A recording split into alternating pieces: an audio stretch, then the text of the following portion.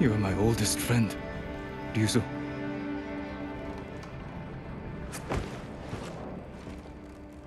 Surrender. And answer for your crimes. For both our sakes.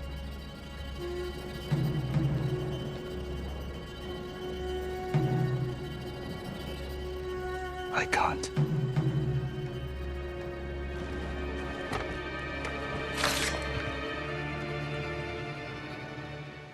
The first time I ever played Ghost of Tsushima, I honestly overlooked Ryuzo. He didn't seem like much besides a character who was simply introduced as a tool to show just how easily people switch sides. When times get tough and your back is against the wall with enough pressure on you from a few different sides, people will crumble and give in. And on the surface, I thought it was something Ryuzo didn't mind doing, as he appeared to harbor some sort of latent anger towards Jin. Ryuzo had aspirations of becoming a samurai one day, a dream that would have become a reality had he been able to defeat Jin during the tournament held by Lord Nagao. A tournament where Jin, his supposed best friend, came at him so aggressively he almost broke Ryuzo's arm. You came at me like I was your mortal enemy. Almost broke my arm. I'm sorry. It was my first tournament. I got swept up in the excitement. Of course you did. Every samurai on the island wanted to meet the Chito's nephew. Clearly, it's an experience that was ingrained in his memory. Understandably, it became a sore spot, a memory Jin doesn't have the faintest recollection of. Ryuzo suffered a defeat at the hands of his best friend, who was already enjoying the life of a samurai as head of Clan Sakai. Because of his defeat, the prestige of being a samurai and a chance at a better life weren't awarded to him. Jin, during the story, eventually asked Ryuzo why he never mentioned how he felt or how the outcome of the tournament played out for him, but Ryuzo just rebutted, saying his friend would have just hired him out of pity. He wasn't looking for any kind of handout and didn't need his friend to pull strings to allow Ryuzo to just become a samurai. He wanted to earn it himself. Instead, Ryuzo went down an entirely different path, becoming a ronin mercenary. He would eventually rise to the official leader of a formal group of ronin known as the Straw Hats. He may not have been a prestigious and powerful samurai, but he was far from a failure. Ryuzo was head of his own group. He had his own men looking towards him for guidance. It was a group that he considered his family. And after my latest playthrough, I think it's really that angle that led to the ultimate decision he made. The decision to betray his best friend, Jin, to claim the head of the Ghost for the leader of the Mongols and to pledge his men to the invaders' cause, an invading army that he believed had already won. So instead of fighting a pointless war, continuing to sacrifice his own men's lives, the lives of his brothers and sisters, he instead chose to ally with the enemy in hopes of acquiring a more comfortable position in the new regime that he believed had already won the war. In his own way, Ryuzo was also showing the contrast between his leadership and Shimura's. Shimura wouldn't think twice of sacrificing his men, making sure they fight honorably, even if that meant marching them to their deaths, giving them what he valued most, an honorable death, a warrior's death, laying one's life down in order to achieve victory in the most valiant way possible. Ryuzo, on the other hand, chose to no longer lose any more of his men's lives. He suffered heavy casualties within the early hours of the Mongol invasion, and those losses only continued to mount when his men began to become sick, starve, and eventually desert. Where's Hiro and Shinzo? They left. And they're not coming back. Cowards! Running off. After all I did to keep them alive. We still have enough to save your men. I've worked with less. I've lost men to Mongols, sickness, hunger. But never this. They're weak. It's not your fault. Anyone else want to leave? Ryuzo's reasons for switching sides is actually more complicated than we give him credit for. And honestly, the past he has with Jin, the future that Jin denied him of, played less of a role in dividing their friendship and more in Ryuzo seeing cynically towards the ruling system, the samurai, and how they conduct battle. Ryuzo's mentality completely shifted, and it wasn't strictly a past mistake Jin committed that had lifelong changes. But Ryuzo's decision was also a clever move on the Khan, who played the would-be samurai like a fiddle, and I'm going to show you just how Ryuzo was really the Khan's ace in the hole, an ace who the developers put less of an emphasis on his past and friendship with Jin, which is already an interesting enough angle, but rather presented the ultimate question. Is it worth sacrificing countless of innocent people just to save those closest to you? While the intention was noble and he was possibly thinking of himself as a great leader putting his men's needs first, Ryuzo became horribly misled and went so far as to burn a man at a stake in order to just feed the small contingent of soldiers that was underneath him. And that's also to say that he was putting quite a lot of faith into an enemy that he had no leverage over. You promised food for my men. Earn it. In order to start this off properly, I want to begin with Ryuzo's friendship with Jin, as I believe it's an important piece of 3 parts that led to Ryuzo's decision to ally with the Mongols, albeit it may not be as significant as the other 2, but it would still be incredibly naive of me to deny this as a major point. Ryuzo says he didn't want to choose this life, it was the only option given to him on account of the outcome of the tournament, adding to the fact Jin faced him so ferociously and in front of many clan leaders he intended to impress, only for them to be met with a side of Ryuzo most likely being shocked, angered, and ultimately embarrassed by the competitiveness of Jin, who he most likely believed would have been the opposite, possibly expecting him to be so compassionate as to be a little more lenient in their duel. Not to the point of just rolling over, but something more akin to 2 brothers sparring rather than someone coming straight at him with the intention of actually drawing blood. In his first interaction with Jin, Ryuzo doesn't appear to be angry with him or harboring some deep-rooted malice. Sure, it may be as simple as a case of forgive but don't forget. We also can't ignore the fact that their friendship did suffer for quite a bit of time because of this perceived betrayal. They haven't seen each other since the tournament 2 years ago, but in the heat of the Mongol invasion, the 2 of them rekindle, only briefly, and fight back to back. Once the threat of the Mongols is eliminated here, they strike up a quick deal. The Straw Hats are starving. Jin promises them whatever they want so long as they help save Lord Shimada from the Khan's captivity. Ryuzo agrees so long as Jin acquires the food at Fort Ohira for the Straw Hats, and he also reminds Jin to remember who runs the Straw Hats. This is after Jin overstepped and gave a plan to Ryuzo's men without his approval. Now, from the very beginning, every conversation that possibly led to Ryuzo's men being put in some sort of danger, whether that was the eventual rescue of Lord Shimada, or raiding Mongol forts, supply depots, supply lines in an effort to acquire food for them, Ryuzo's first thing is always, as long as it doesn't get more of my men killed. It's his #1 priority, and that never changes. The first leader of the Straw Hats died back on Komoda Beach, with pretty much every single samurai with the exception of Jin and his uncle. The Straw Hats ended up leaderless, and it was by Ryuzo convincing them that only they can take care of themselves. This helped keep them together after such brutal times of becoming leaderless and starving. And that is the very mentality Ryuzo never changes, and he becomes so committed to it, he never actually commits his men to Jin if you really pay attention to him. He promises Jin his men so long as he can get them fed, something that never happens thanks to Jin, but instead comes from the enemy, the Mongols. After raiding a Mongol supply depot, Jin and Ryuzo uncover a Mongol map revealing supply lines. In desperate need for food, the Straw Hats attempted to attack one of these supply lines. As it turned out, the attack yielded plenty of food. However, the food was heavily guarded, resulting in Ryuzo barely escaping and most of his best men being captured. He tells Jin they're being held at Fort Yatate, but something strange is happening there. The night before, he was able to hear his men, who are in captivity, singing. The reason for their high spirits and the Mongols allowing them to positively express themselves is simple. The Mongols are actually feeding them, and they're feeding them incredibly well. It doesn't make any sense. What doesn't? My men said the Mongols didn't hurt them. They fed them. Good food, too. No wonder they were singing last night. Just be grateful they're safe. Why in all the hells would the Mongols feed them? Maybe they expected something in return. Finally, after being given food and more than enough to go around, while being treated nicely, with the exception of being held in cages of course, this seemed to change the perception of the Mongols, a perception that up until now was rather brutal. The Mongols were seen not too long ago slaughtering civilians.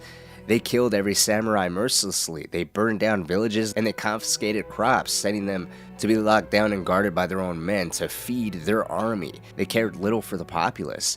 And here they are feeding the enemy, an enemy that technically has been left on their own. Now the ronin are a band of mercenaries, so we can't forget the nature that they already conduct themselves in. It was just now the currency in which they are compensated would be food in an alliance with the island's invaders. But I wanted to highlight Ryuzo and Jin's friendship for the most part is still intact. Ryuzo does mention the past and does reveal some feelings he may have had towards it, but it doesn't play a malice role in his eventual decision to switch sides.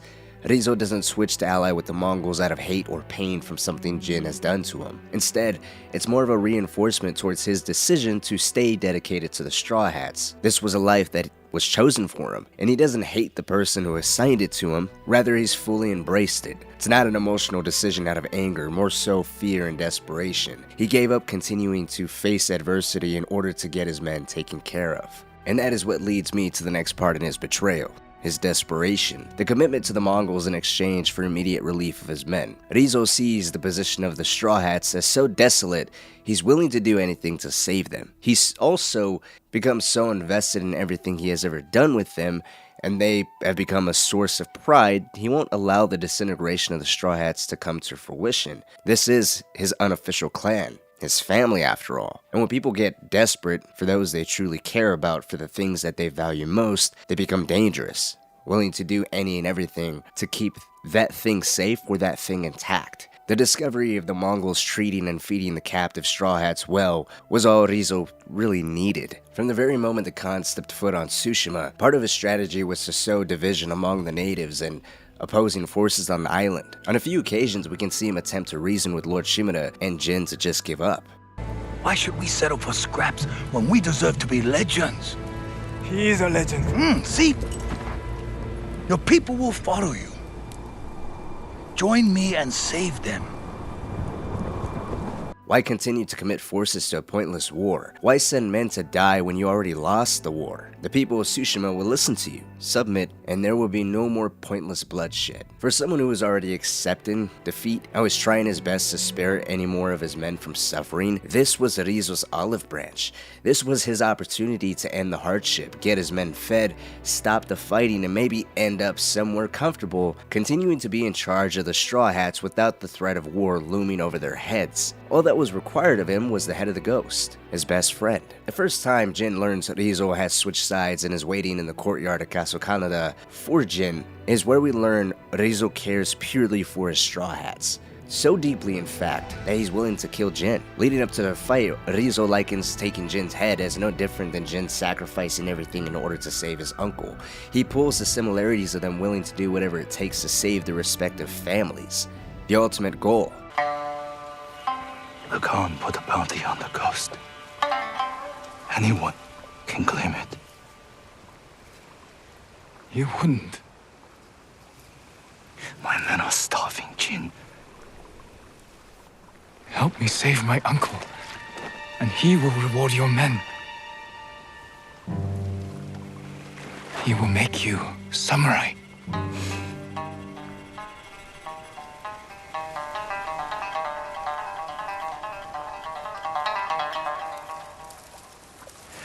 Then he'll send us to die.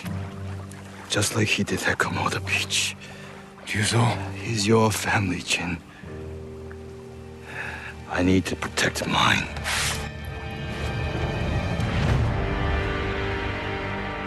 The duel ends with Ryuzo rejecting forgiveness from Jin, tells him the Mongols are in charge now, this is their island, and then he moves up north with them, plummeting deeper into the alliance by going so far as lighting a civilian on fire at the stake so the Mongols can take Castle Shimada without a fight. What's interesting about this is Ryuzo seems genuinely saddened and bothered by what he feels he needs to do. He doesn't appear to enjoy having to kill Jin. He doesn't revel in the death of civilians at his own hands. He doesn't seem to crawl and kiss the Khan's feet. Instead, it's almost as if he feels compelled to do these things that he outright just doesn't want to do, things that are so horrible for most it would cause a giant moral dilemma, but he just pushes it to the side, turning a giant blind eye to it, all just for some brief relief, just a small amount of food to keep his men held over. It's a comfort that honestly would never be awarded to him in at least a long-term sort of way, because he doesn't hold the same power Jin and Shimada had. Jin and Shimada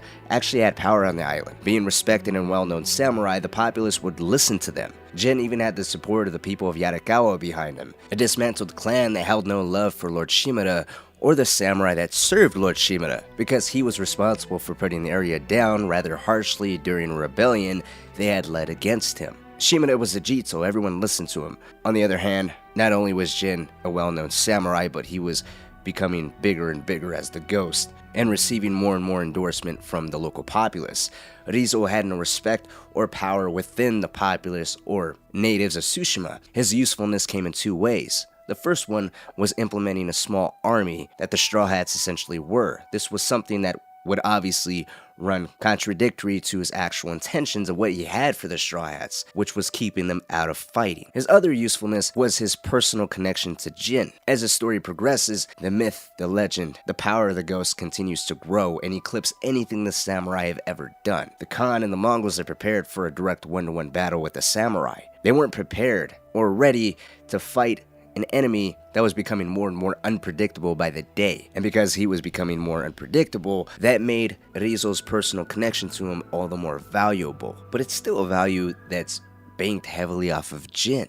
Ryuzo, I think, was always disposable. The way the Khan dangles food in front of him for his men, dragging him along to continue to do his bidding, I think speaks volumes for how much he really valued him as an asset. As time went on and more ronin were committed to the cause of apprehending the ghost and more Mongol soldiers were being killed via poison or stabbed in the back, the Khan pressures Ryuzo to finally kill Jin, who after all this time accepts the only way to deal with Jin is to capture him and convince him to switch sides. He tells the Khan that Jin is the most gifted swordsman on the island. No one can defeat him in battle. The only hope they have is to capture him and convince him to switch sides. An event that was successful, albeit a major mistake on Ryuzo's part. The Khan and Ryuzo set up a trap. Jin fell for it, he was captured, and was spoken to by the Khan. To the Khan's dismay, Jin continued to be defiant, holding out. And so, the Khan decides to send a message to Jin. A message that continued resistance would only result in more deaths that he was responsible for. Deaths that would begin with Taka, who is a close friend of Jin. Jin, in retaliation, along with Taka's sister Yuna, slaughter every single Straw Hat and Mongol soldier in the area.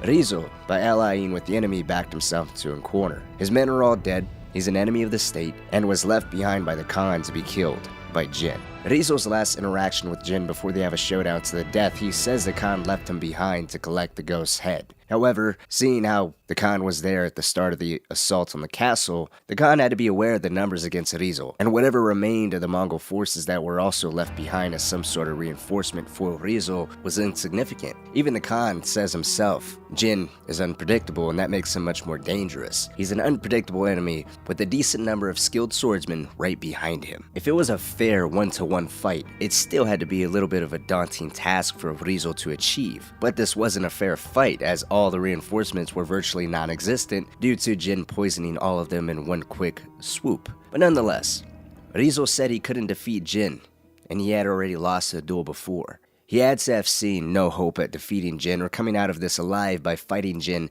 and the samurai that backed him and his uncle up. Makes one final plea to Jin's mercy, begs for forgiveness, and tells him to let everyone know that he was a spy working for the ghost. Jin refuses. Taka's death will not go unavenged. He murdered Taka, and you slaughtered my men. I've lost everything.